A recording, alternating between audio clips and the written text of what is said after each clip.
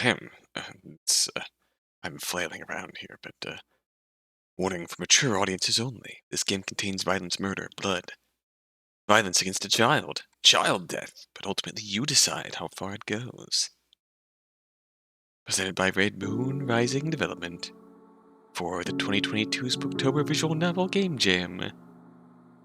This is good help is hard to find. In Memoriam, Stanley Milgram. Very telling for what we are in for, most likely.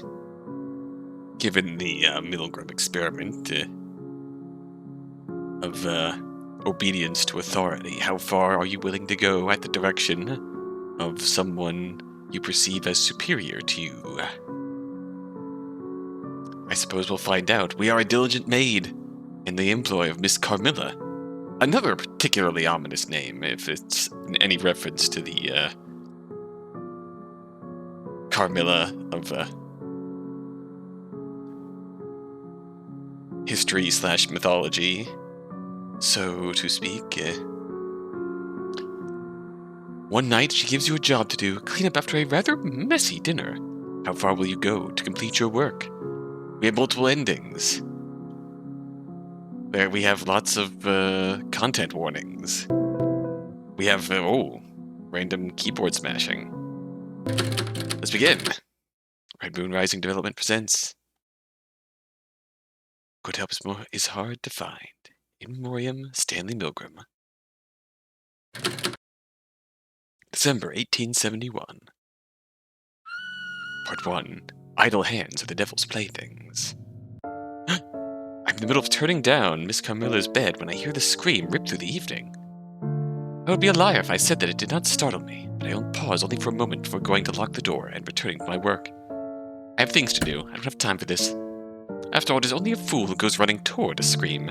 Any sensible person would run away instead. Smart girl. This one has come from downstairs, and so I have nowhere to run. Such being the case, I have no reason to stop working. This is the only room in the house with the door that locks, and therefore I am already in the safest place should whatever caused the scream come for me. If it can get through the locked door, then there is nothing that I would be able to do about it in any case, and so it makes no sense to worry over it, this unseen terror.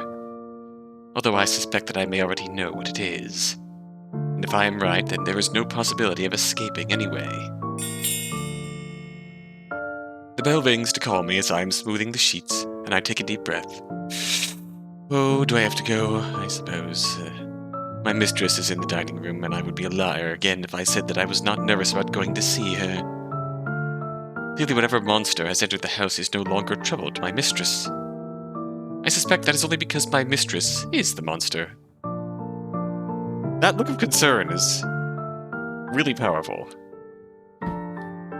I have been in this house for 3 weeks now, working as a maid, and have had no complaints about the post. My mistress is eccentric, and though not particularly kind, she is not particularly unkind either. She wants little from me aside from my main duty of keeping the house clean. She does not ask me to cook, and only takes tea sometimes in the evening. She does not cook herself, and no cook is employed here. I have never seen Miss Carmilla eat. That's ominous. A few times I have seen her about during the day, she has been lethargic, though she does not lack for energy at night. Oh, that's very concerning. She has not gone to church once since I've been here, and there is not a cross to be seen in the house. I wonder why. For her bed, she uses a coffin. Quite morbid in addition to being eccentric, one would typically say. She receives lady callers in the evening, though often these ladies fall asleep while they are here, and I must rouse them from their slumber to send them home. And they are always much paler when they leave than when they are when they arrived. I remember once Sheridan at the inn tried to frighten me with a story. There's a rumor going around, he said, that there lives a man who refuses all food and drink, who despises the sunlight and all that is good and holy. He charms women into his castle in the night. When he has them there with nowhere to run, he slays them and he feasts on their blood. Of course I was not frightened, though Laura, who worked there with me, was. She clutched at her breast and grasped, "Oh, what a terrible rumor! You don't suppose that it's true?" And I'd said, "Of course it's not true. There are no castles near here. And there are not many women who'd follow a strange man back to his home at night. Her tale would have been more believable if it were a woman luring them back to her mansion. I'd said it in jest. To tell the truth, I thought I had forgotten that those words ever left my lips. It was not a memorable conversation. Alas, here we are.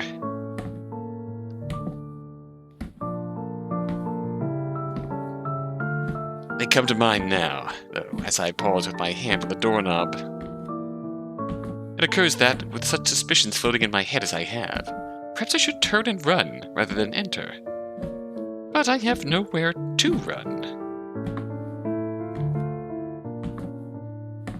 Even if what I suspect is true, I have been safe here for 3 weeks so far, and I have been given no reason to believe that my circumstances will change. Whatever it is that happens to other women that visit here, I have remained unmolested, and so I steel myself against whatever I might see, and I open the door.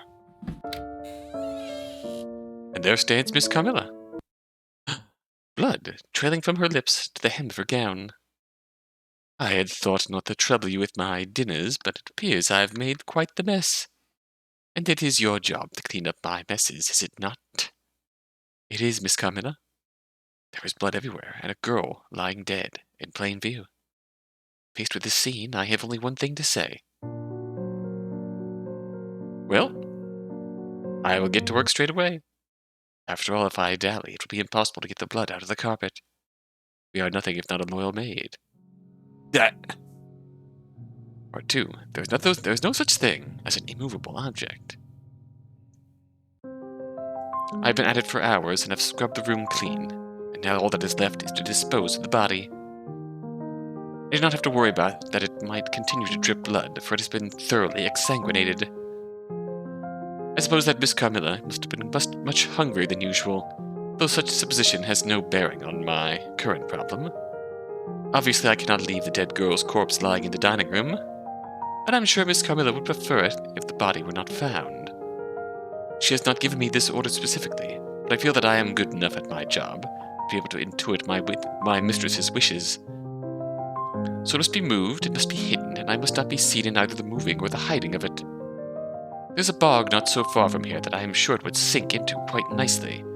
The dead body is a very cumbersome thing, and I have never been particularly strong.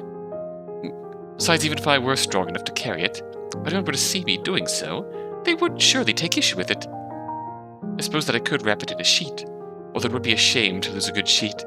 I do not think it would be wise to make a good habit of throwing one out every time Miss Carmilla kills someone. I suspect if I were to do that, we would run out of sheets before long. There is a large wheelbarrow in the shed that I think I could fit the body in. Then I only have to cover it with some canvas and make my way to the bog. I will first go to inspect the wheelbarrow. It will do me no good to drag the body all the way to the shed only to find that it does not fit. I find the wheelbarrow in the shed, just as I remembered. Yep, that is certainly a wheelbarrow. It appears to be a good enough size, though of course I will have to bend the body a bit for it to fit. It would be quite an uncomfortable conveyance for the lady, were she still alive. However, being that she is not, I think that it will do just fine. Notice there is a rather large mallet lying inside the wheelbarrow. It will be a tight fit to keep it. I decide I shall bring it with me. One never knows when one might be in need of a rather large mallet, after all. Sage advice. Now that the wheelbarrow has proven to be large enough, I shall... inspect it further. Closer inspection of the wheelbarrow reveals that it has become quite rusty, likely from disuse. I cannot imagine that Miss Carmilla does much gardening, considering that she seems to have vanishingly little interest in plants. I make sure that its wheel is oiled quite well. It would not do for the thing to stop moving, owing to the rust, after all, and then wheel it quickly towards the kitchen door. I have dragged the body from the dining room to the kitchen, and have found myself in a bit of difficulty. Perhaps owing to the extra time that I took in inspecting and oiling the wheelbarrow, the body has stiffened quite a bit, and in quite an awkward position. This was not so bad in the dragging of it here, but it will prevent me from stuffing the thing into the wheelbarrow with any efficacy. I suppose I have only one course of action available to me. I must use the mallet I have got and beat it into place. Well, damn. I suppose there exists a second possibility, which is that I might wait until the body begins to slacken again. But but I doubt that Miss Carmilla will appreciate the smell of the thing by that point. This is hardly an option. Of course, without mentioning that the odor might draw more attention to me as I attempt to move it. Clearly, given my options, I decided the only sensible thing to do was, get... We're a loyal servant of Our Lady. It's the same in principle as the butcher who tenderizes his meat, though I rather do hope that no one will eat of this body. At least not any further than has already been done. I must congratulate myself for my foresight, as I have a mallet readily available. I pick it up out of the wheelbarrow, and then I waste no time in striking the body. Thump.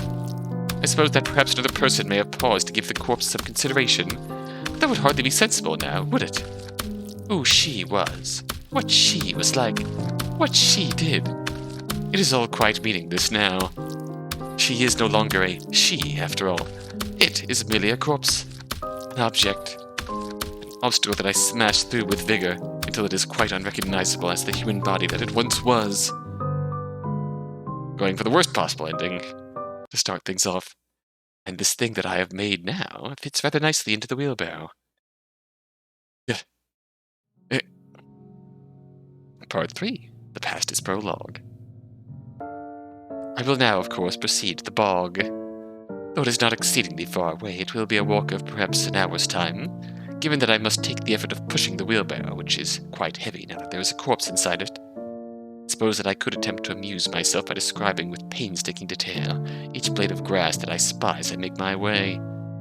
But sadly, even I am not so dull that this would rate as an amusement.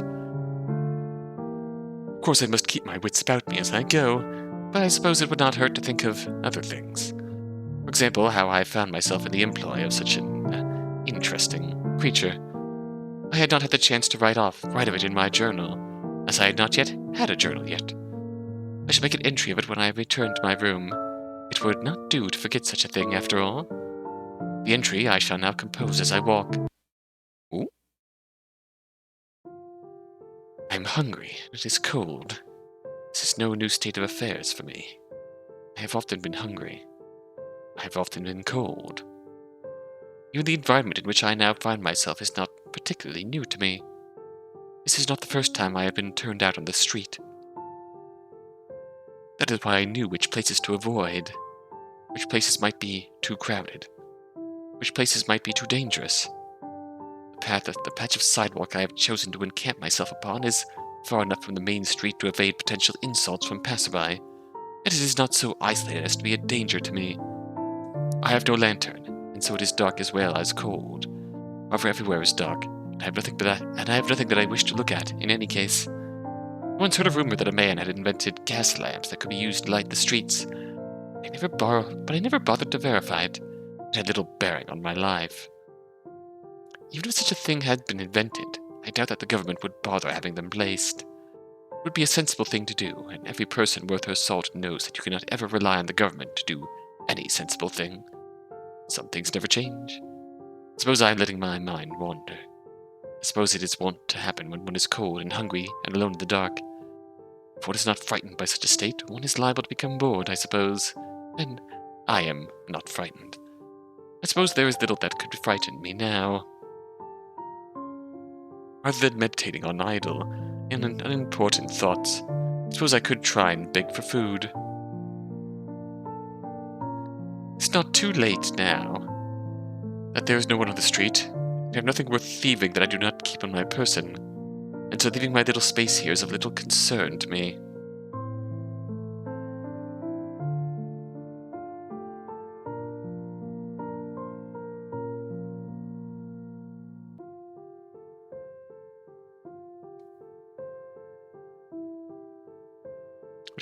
People do hate a beggar, and I have found that there are far more uncharitable people in this world than charitable, although I cannot blame anyone for this.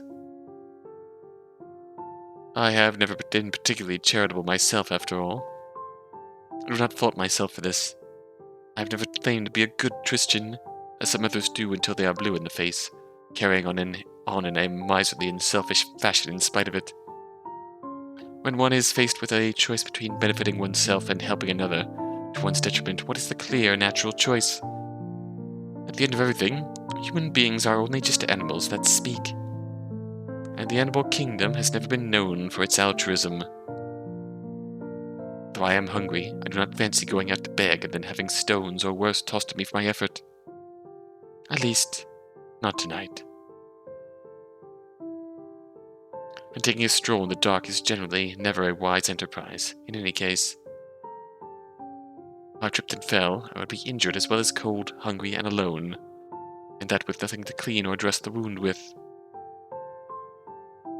Even a small cut left untended can kill a man.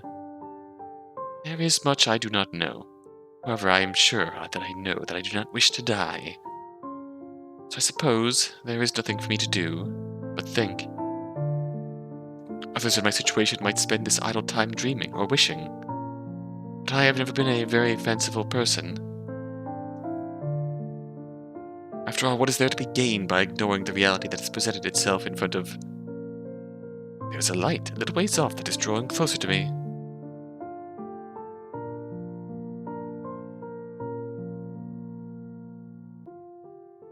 And a clicking sound that is growing louder as it nears. Footsteps?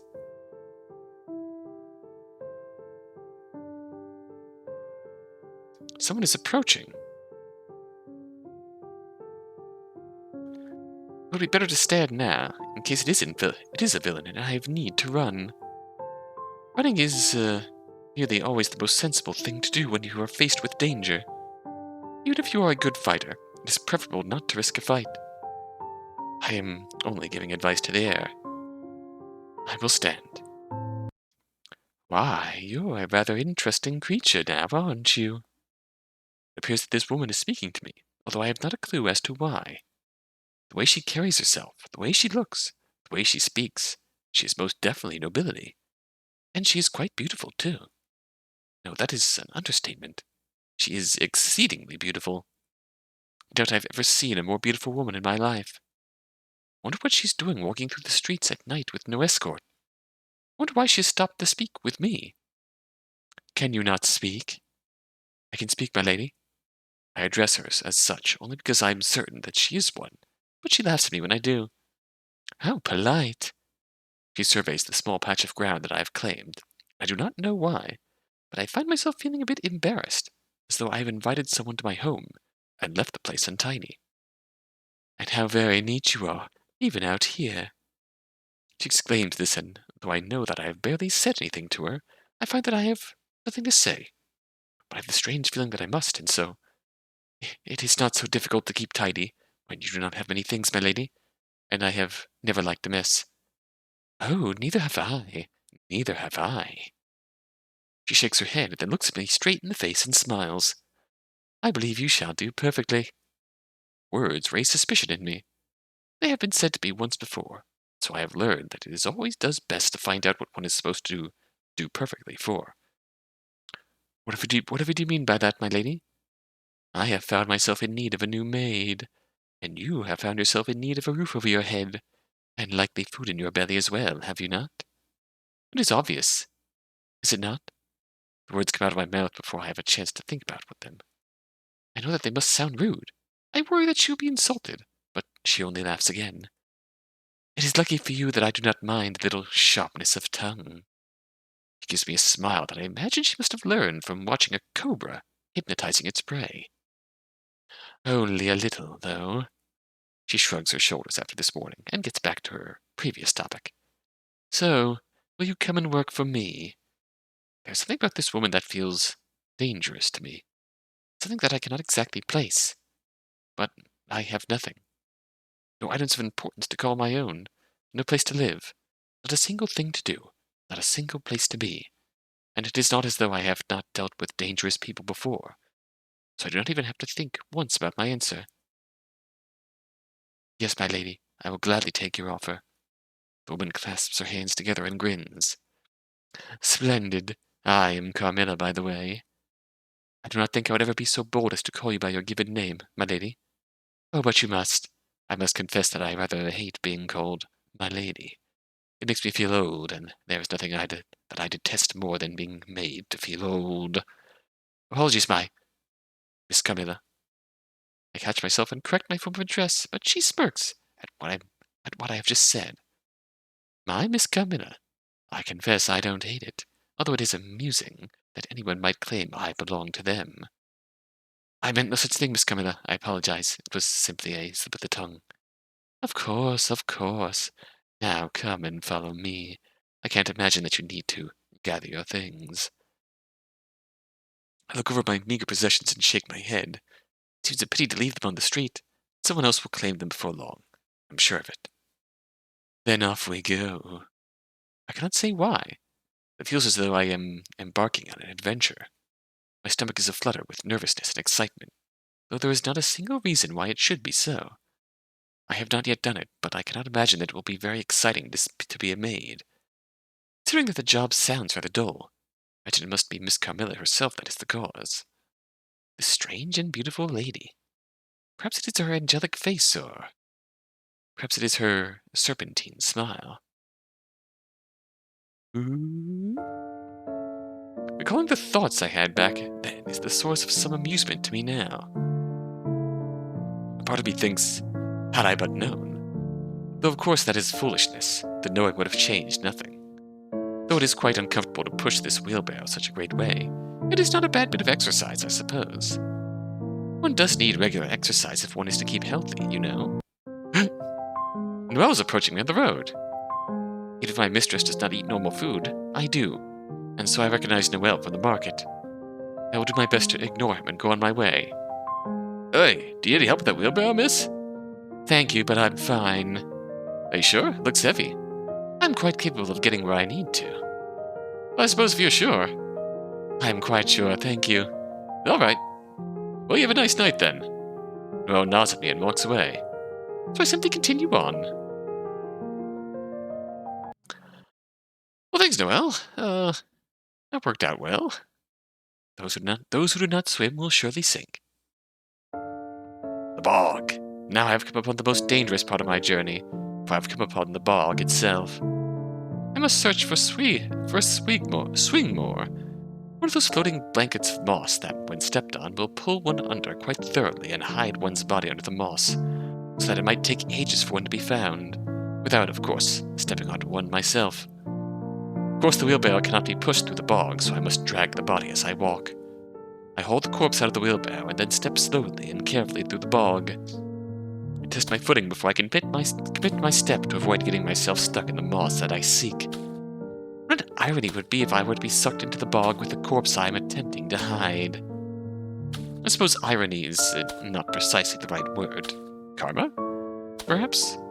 However, I would fail to find a better one. I find this walk quite tedious and, much worse, dirty. I do so hate to get myself soiled. I've now got mud up to my shins. But I suppose needs must when the devil drives. A curse that I have never found that expression so particularly apt as I do now. Help! Is that a voice? Help! It's definitely a voice. I swing my gaze around the bog, squinting to see the moonlight by the moonlight. And I see her. Oh no! A small girl trapped in a swingmore. She stares at me with round, wide eyes. No doubt she can see that I am dragging a corpse. I do not know whether she called out to me before she noticed the corpse, or whether she is more afraid of the bog than she is of me. No one ever comes here. If I had not been passing through on this messy errand, she might have gone unseen forever and starved to death. That is not quite right. She would have died of thirst first. She is quiet now, and staring at me. Please, help me. As I hear her plea, I know that surely I must.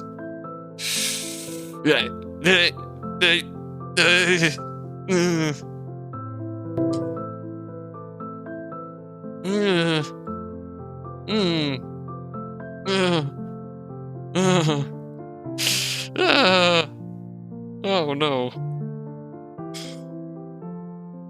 Oh no.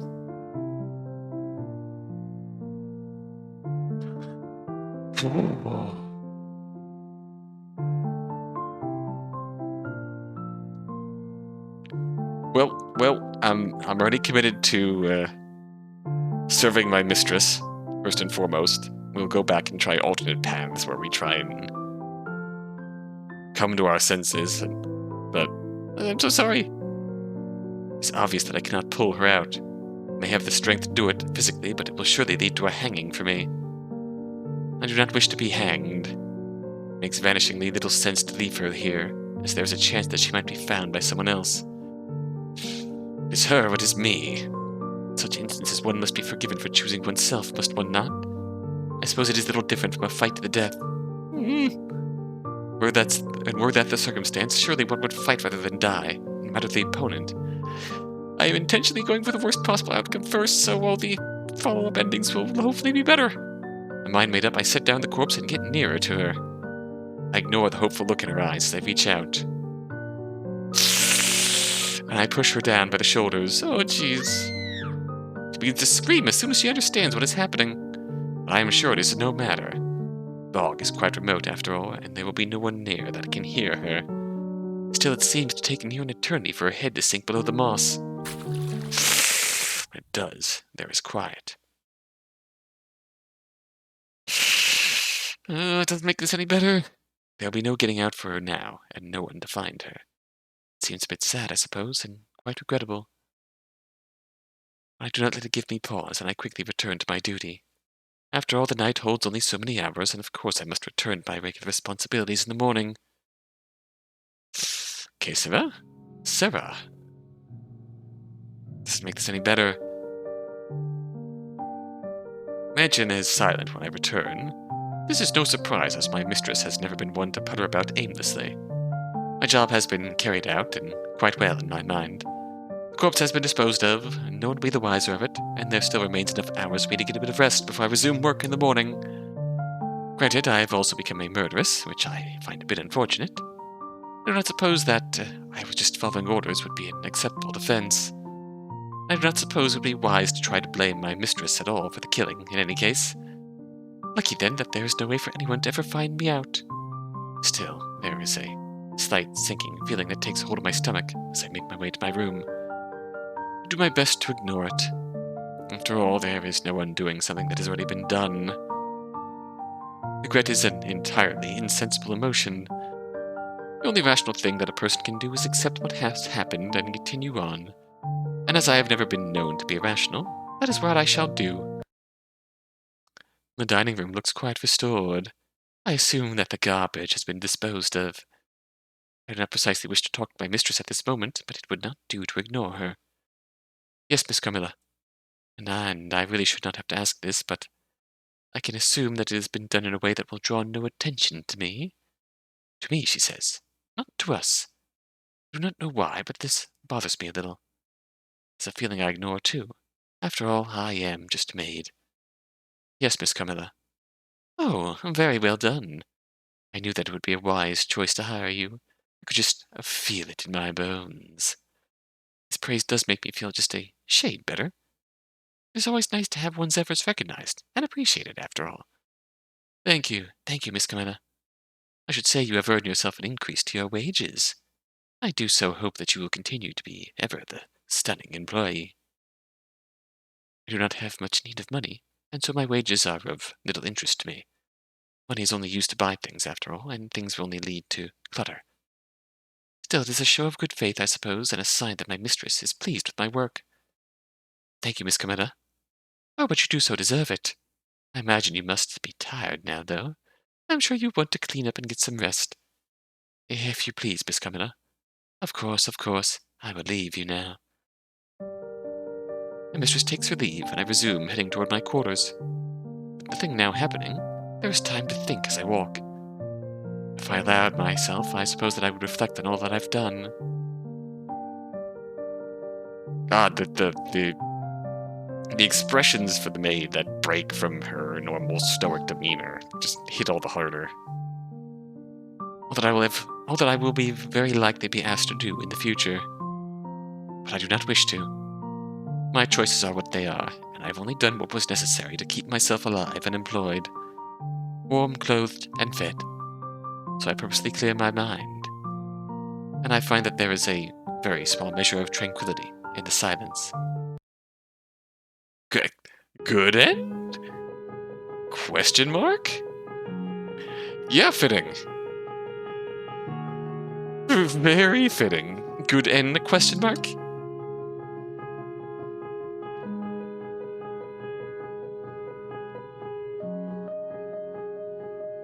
Good end in the eyes of our employer. Bad end in the eyes of our humanity and morality. And you, the player. Thank you for playing.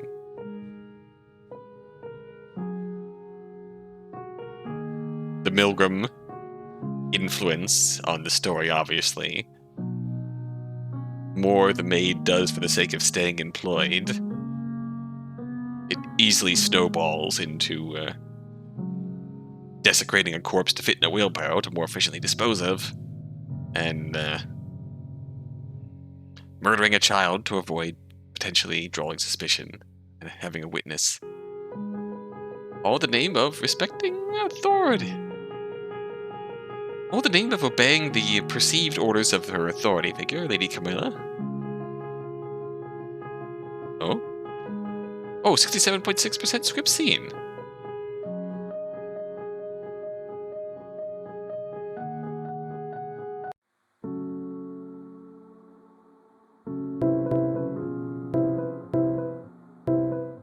Oh, that's what that is. It's a sound effect on selecting a menu option. I see what that is. Yeah.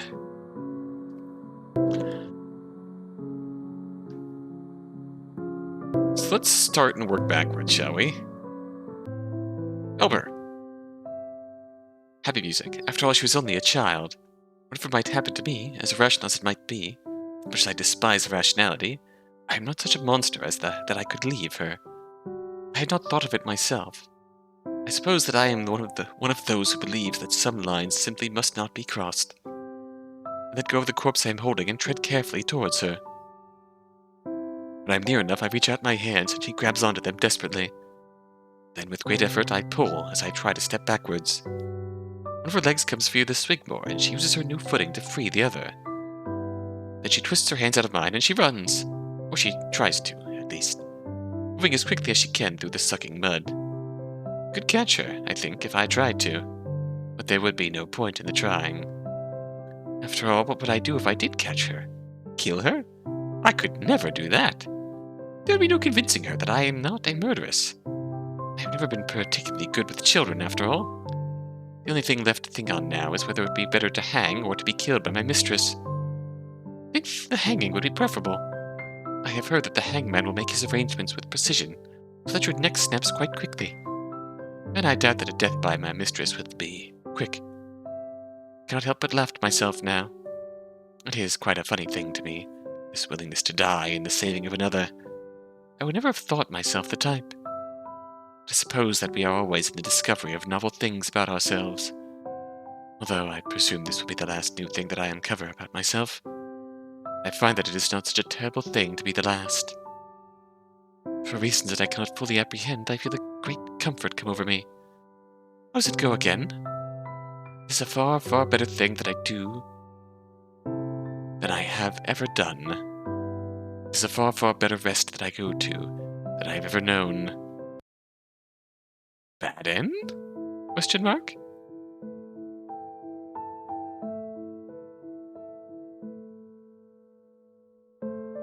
Oh. The good end is getting our task done successfully. I do wonder. We've seen our choices here.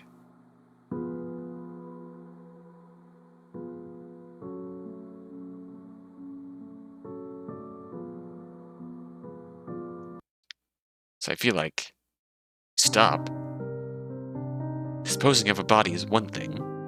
Desecration is entirely another. I feel like this will get us caught by Liam.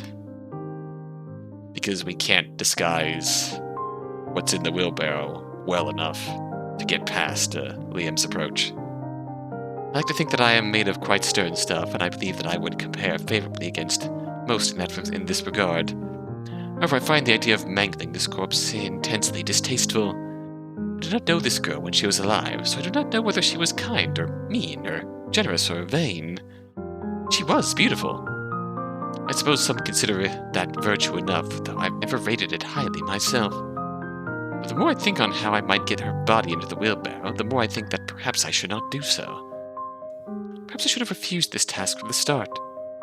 After all, this body is just the first, is it not? Surely there will be more to follow.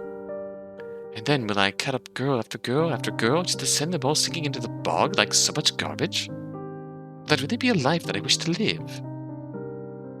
I believe it will not. Oh! You seem to be taking quite a long time in your cleaning. My apologies, Miss Carmilla, but I do not think this is a mess that I wish to clean. Oh, well, that is quite a thorough disappointment. I don't suppose you can fully appreciate the absolute tedium that is the search for a good employee. I don't suppose you ever will. Good help is so hard to find these days.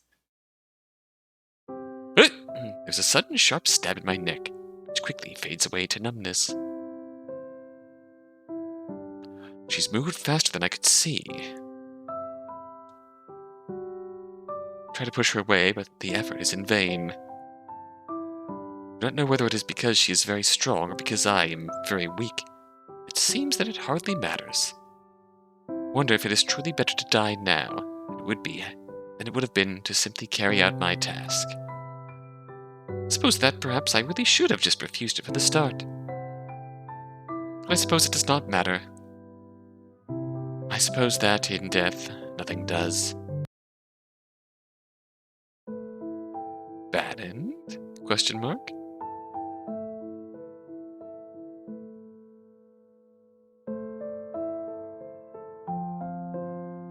Yeah, fair. That is a, I was admittedly, I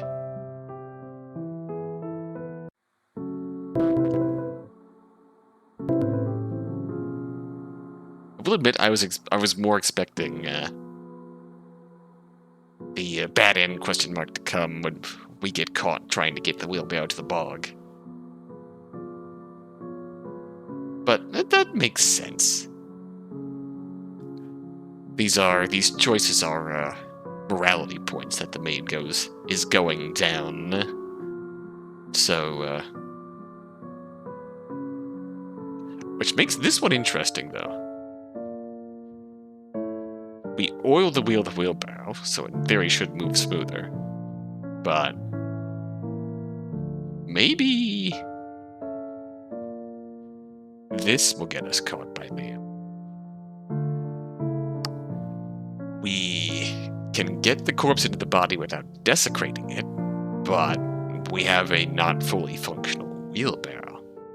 Not wanting to waste another minute of time, I hurried to push the wheelbarrow to the kitchen door. The body was still pliant enough to stuff into the thing. I would have thanked the heavens for this small favor, but of course that would have been highly inappropriate given my current endeavor. Should anybody be thanked for favors in this case, it likely would be the one residing much, much lower than the heavens. However, I do not think that I have fallen far enough as yet to be offering thanks and praise towards that quarter. So I will thank no one but myself for hurrying and be on with it. Canvas has been quite well secured over the top of the wheelbarrow, and so I feel quite confident as I wheel through the countryside. Yep, past his prologue. Work our way through. Oh! What? Shocked. I'll do my best to go on my way. Oh! The wheel on the wheelbarrow has gotten stuck, and the body's toppled out! Okay, I called that one. It happened at a different point than I expected, but, you know what? This makes perfect sense. What in the world?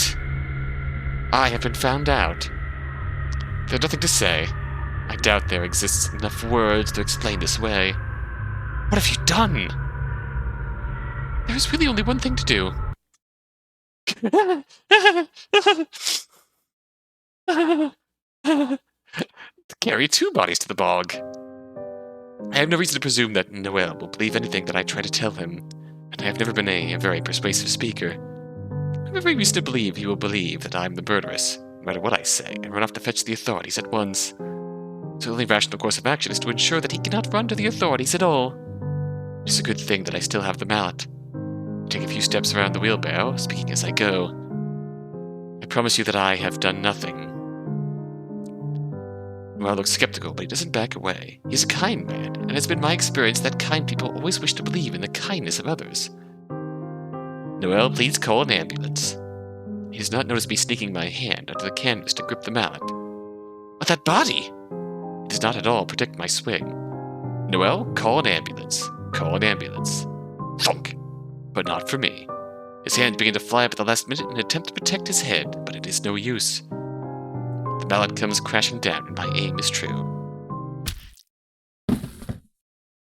Noel crumbles to the ground in a heap, but I am not sure whether he is certainly dead or not, so I take another swing to be certain. Oh! His head smashes much like a melon would, blood splattering across the dirt, and, quite unfortunately, onto my clothes as well. It'll be hell getting this stain out, I am sure. Well, we are once again a murderess. It is a great effort, but I managed to haul him into the wheelbarrow. We are now carrying 2 bodies. I stuff him down as best as I can and throw the canvas over the whole mess. Don't mind me, and I pray that I will encounter no one else on my way to the bog. After all, I don't think that I will be able to push much more weight than this. Anyways, moving along here. Of course, the wheelbarrow cannot be pushed through the bog, so I must drag one of the bodies first as I walk, then return for the second. Alright, we'll move along here. Well, we have 2 bodies here, and is this pretty much the same, or... I've already killed 1 person tonight, what's 1 more?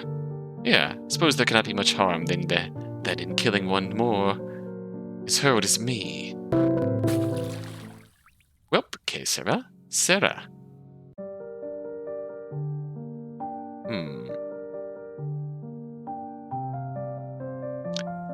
Twice over, in fact, although in my reckoning it really does not make a difference. One either is a murderess or is not, after all. Those are indeed the 2 states in life. You are either a murderer or you're not. It hardly matters whether one has murdered 1 or murdered 10. In that sense, yeah, it is a binary state. They can only hang you once either way. I do not suppose... Yep.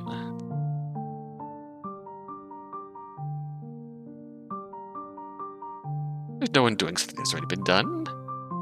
Let's see what Carmilla thinks of us. Yes, Miss Carmilla? To me? Yeah, to me. I'm just a maid. Yes, Miss Carmilla. Oh, very well done. Thank you, Miss Carmilla.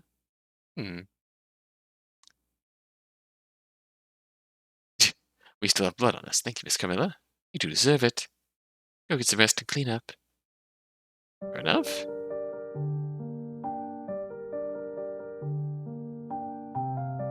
We have made our choices. We accept our outcomes. Yeah, this is in fact the true ending.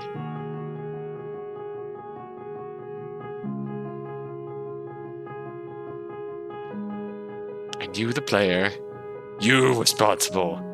You killed her. You killed Noel. 88.34.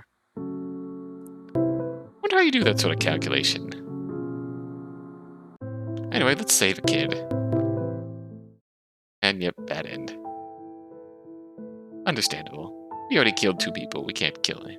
We killed 1 person. We can't kill anymore. Okay, so let's not kill Noel. Let's attempt to explain.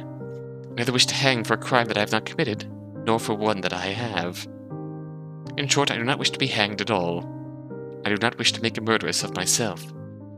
But I shall instead make an attempt at an explanation. I have always found Noel an agreeable man. I believe him to be quite kind. Surely when he learns my situation, he will offer me help? Let's hope so. I have done nothing. My mistress, Carmilla, is a monster. She has killed this girl. I am only now disposing of the body for fear that she might kill me if I do not. Once I have explained myself, silence drapes itself like a curtain between us. Noel simply stares at me, and I cannot begin to know what he is thinking. Finally, he opens his mouth to speak. Uh, Miss Carmilla has lived in that castle for years, and we have never known her to be anything but kind. She has not a monstrous bone in her body. His words are not at all what I wished to hear. I meant what I said in quite the literal sense. She's a monster, who feeds on blood. If you check, you will find that the girl there has been drained of it. My lord, you are mad! Perhaps I should not have said so much. Perhaps it would have done me better to make an attempt at sounding pitiable. I have never been adept at play acting, however. Perhaps I should have made a practice of it. You're mad, and you are a murderess! I am neither. I can swear on anything you like. Curse the evenness of my voice. I can tell that it is doing little to help me. The oaths of a madwoman mean little. I must get the constable at once. He says this, and then he runs off. He is much faster than I am, and so there will be no hope of catching him now. I suppose if they think I am mad, then I will not hang. But I believe being locked up in an asylum will be much worse than hanging. I do not expect that the mad are treated very well, and imagine that if I am thought mad, then no one will ever listen to anything that I have to say. It seems too pitiable an existence to tolerate. Oh no. I will not repeat what I told Noel about Miss Carmilla to anyone else, and I will say that he misheard me, and perhaps that will lead me to the noose. But perhaps that will leave me better off. If I had killed Noel, then I could have completed my task, but then who knows how many more I might have had to kill. I've never been one to believe in the immortal soul. I am not typically in the habit of believing in that which one cannot see or hear or touch. However, I find myself feeling as though I have done something to protect my own. This is entirely irrational, I understand, but somehow I find a great peace in the thought.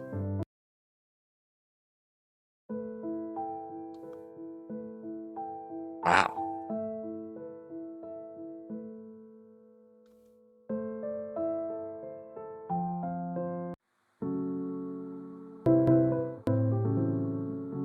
I suppose the one thing we have to do yet is... I fear that it's a bit too far. Oh, well, that is quite a thorough disappointment. I don't suppose you can fully appreciate the absolute tedium that is the search for a good employee. Oh, normal bad end. I don't suppose you ever will. Good help is so hard to find these days. Title drop. There's a sudden sharp stab in my neck, which quickly fades away to numbness. She's moved faster than I could see. I try to push her away, but the effort is in vain. I do not know whether it is because she is very strong or because I am very weak. But it seems that it hardly matters. As I feel the life draining out of me, I begin to wonder whether I have made a foolish choice. I suppose there are those who would say that there are morals and principles that are worth dying for, that there are lines that it is better to die than to cross. Was I really one of those people? I suppose that hardly matters as well. I suppose that at the end of it all, there isn't anything that really does. I suppose in the end... Oh, 100% skip scene.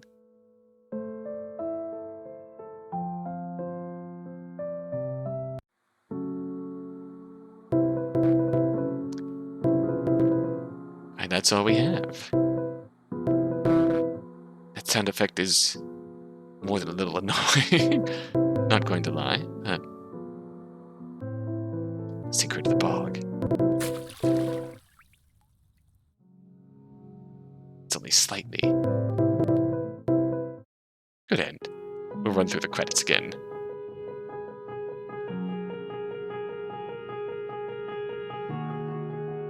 Ultimately, I suppose, in the end,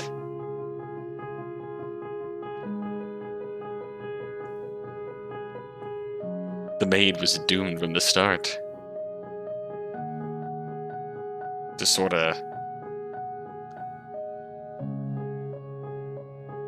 lose a bit of herself working for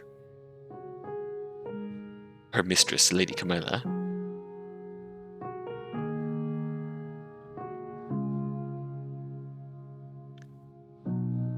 In a sort of sense that she knew there was danger from the start, but she didn't have anything else. She didn't have much of a choice. It was either that or stay homeless and possibly die of hunger or cold or exposure or the like. It is,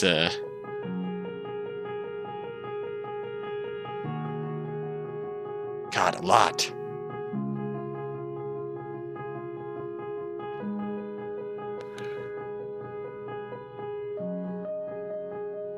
What's our takeaway from this?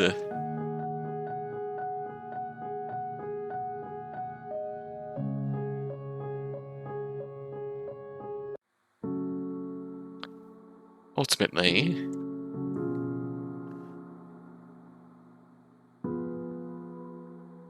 yeah, good help is hard to find.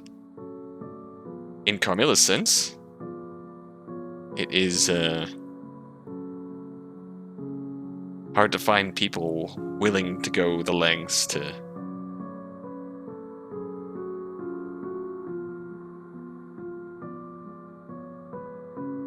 cover for her monstrous deeds. And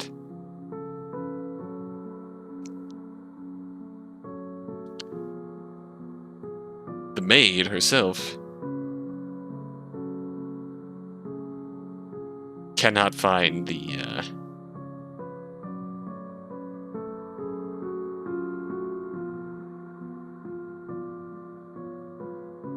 help she needs to get out of that situation that she has found herself in.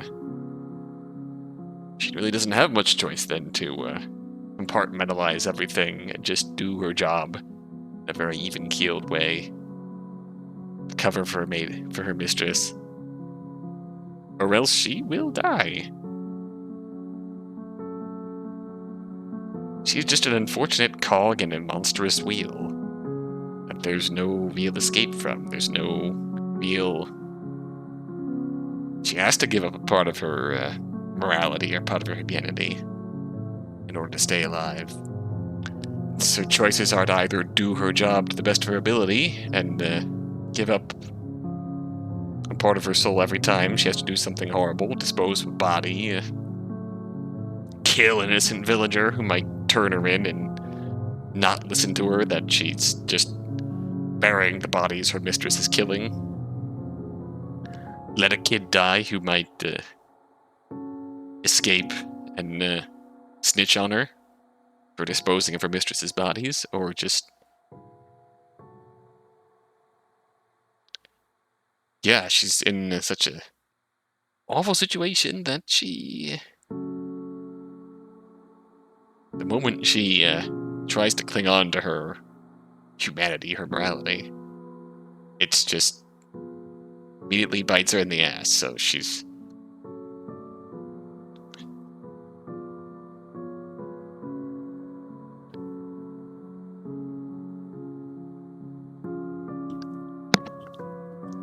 She either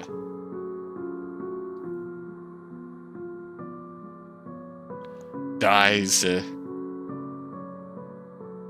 for the line that she won't cross, or crosses the line and packs it all neatly away, all in the name of doing her job. I suppose that's the Milgram reference here. How far is she willing to go for the sake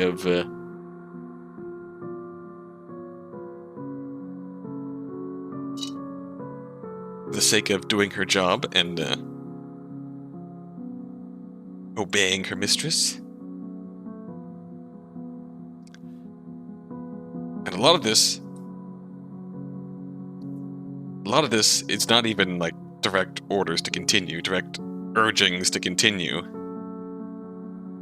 Like, if I recall the Milgram experiments, you have the simulated cries of pain that gradually grow worse and worse as you're zapping the test subject in the opposite room, supposedly with increased amounts of voltage the direction of the experiment conductor.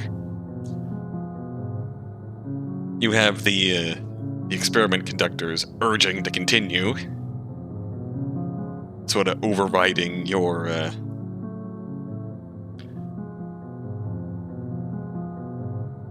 whatchamacallit, your concerns, your misgivings, based on what you are doing.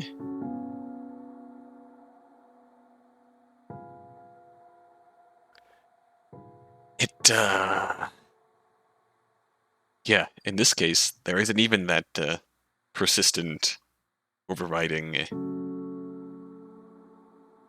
urge to continue on. It's just, it's not even a direct order. It's just an assumption that the maid correctly interprets. And it's comes entirely from the maid driving herself to push onward and go to the lengths that she has to for the sake of her mistress. At each step. Yeah, I have to either desecrate a body to fit it into the wheelbarrow, or I have to bludgeon an innocent man to death so he doesn't turn me in. It's simple enough, really. Like, there's really only 4 main choices in the game.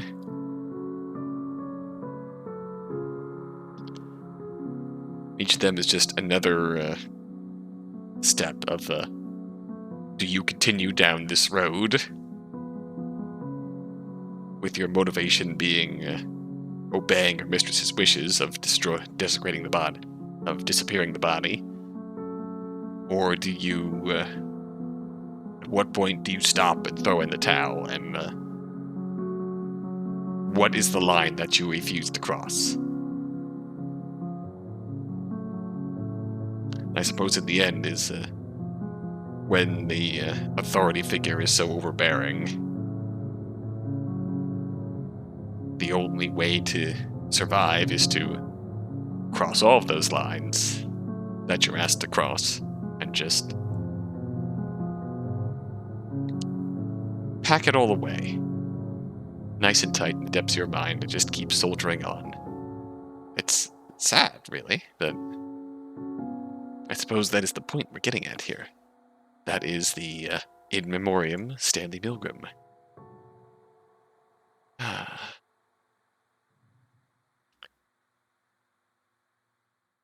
In the end, I suppose the moral of the story is be very careful about the jobs you take, especially when they're mysterious, powerful, gorgeous ladies walking alone in the middle of the night, girl bossing their way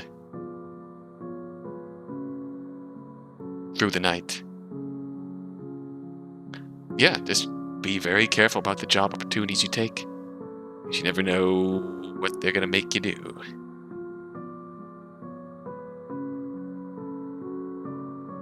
I don't know where that thought was going, but yeah, it's thought-provoking in a very different way from some of the other games we've played in this series.